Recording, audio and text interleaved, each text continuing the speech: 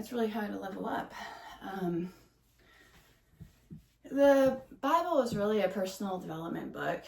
Like, I noticed it when I was learning personal development. It's like all of the lessons are in the Bible. And it's just that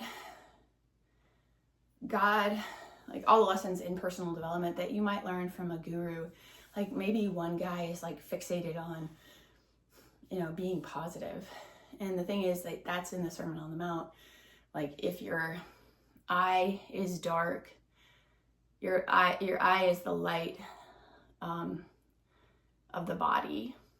And so what that means is like you can see things in certain ways, and you can like decide how you see things. You can decide to see this. Like, I could decide to see this time as hell for me, because it is really difficult. This time right now that I'm going through is really difficult. I could see it as hell, or I could see it as a learning process and time that I get to spend with my daughter, and time that I get to learn and really focus on the learning, and then focus on loving myself through it, or I could see it as hell. Like, there's two ways of looking at it. And some days I fall into hell, like this is hell, and then I fall into, but I can see it differently. And so the Bible says like the eye is the light of the body. If it's dark, if it's black, then the whole body is black. And that's the thing, is like if I see this as hell, then I'm in depression. I'm like, I'm never getting out, like this is really bad. Or I could see it as, like this is the time for me to grow and to be and to become and to relax and to learn and to focus on like loving people at this time. Like, if I love people when I'm in hell, like what are they going to say to me later? Like, you were really kind to me even though I wasn't.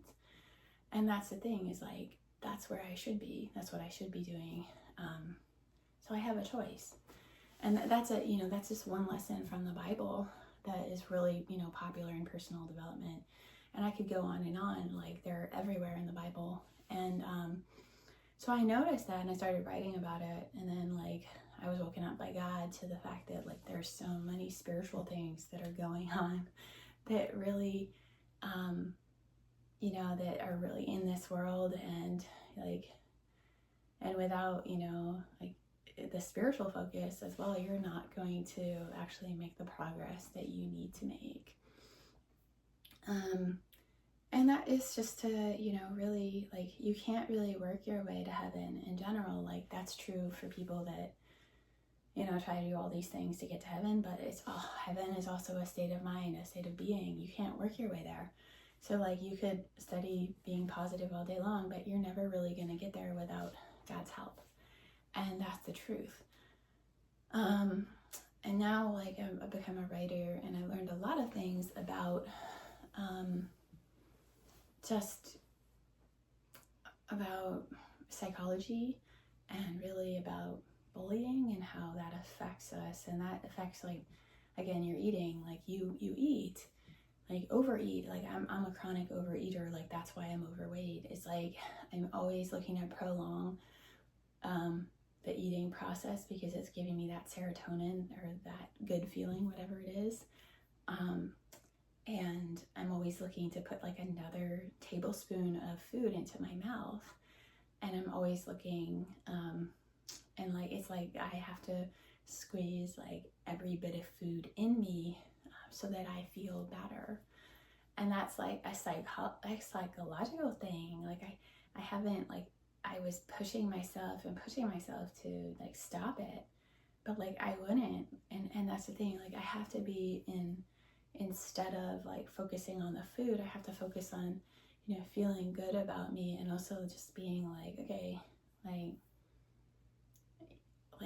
like, I just have to focus on this is, you know, I'm feeling my body. And the thing is like, it's difficult. Like I said, I knew that 1 tablespoon was like unnecessary, but I would go back for it, even though that tablespoon, I knew what's the difference between like being overweight and not overweight, because it was like, you know, like basically your body goes into shock and when you overeat, and it's really bad for you.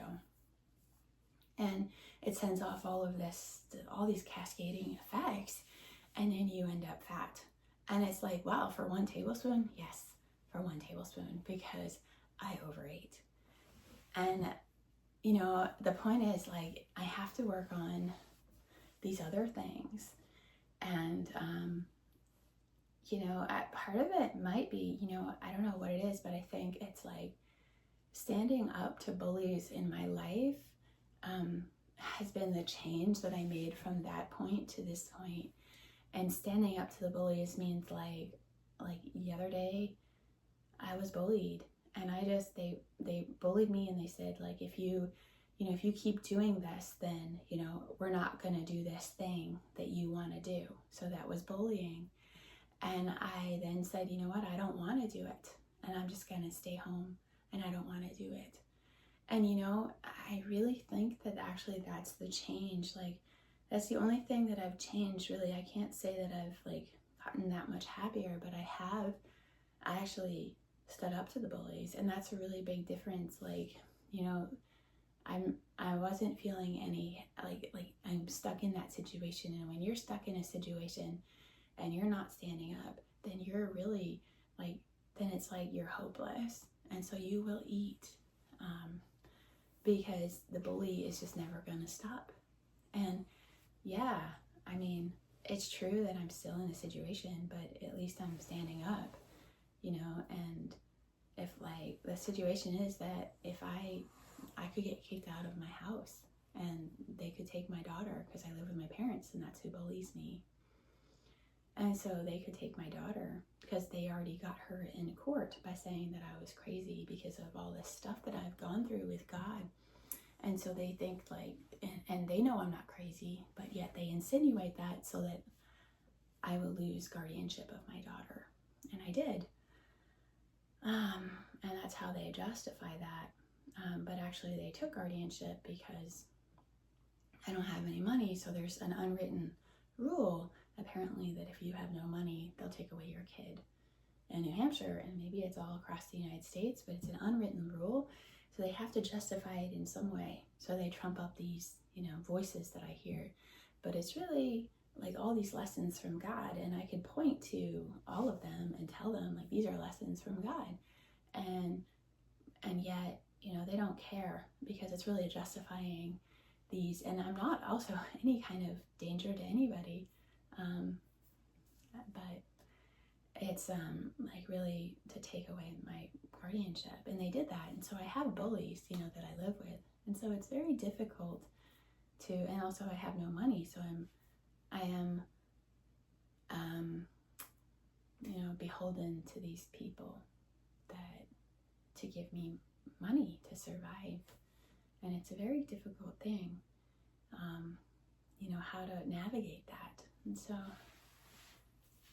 I'm really struggling. So I am in hell. So if you'd like to buy a headband, that would be really great. That's a way to get me out of poverty, so I don't have to beg. And I've got this headband. I like this one a lot.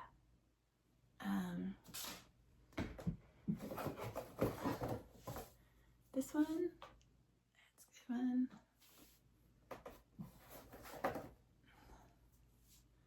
This one.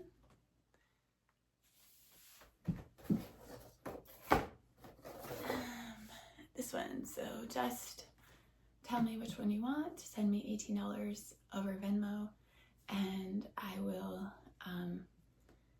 send you a request for the shipping, and then I'll send you one. If you want more than one,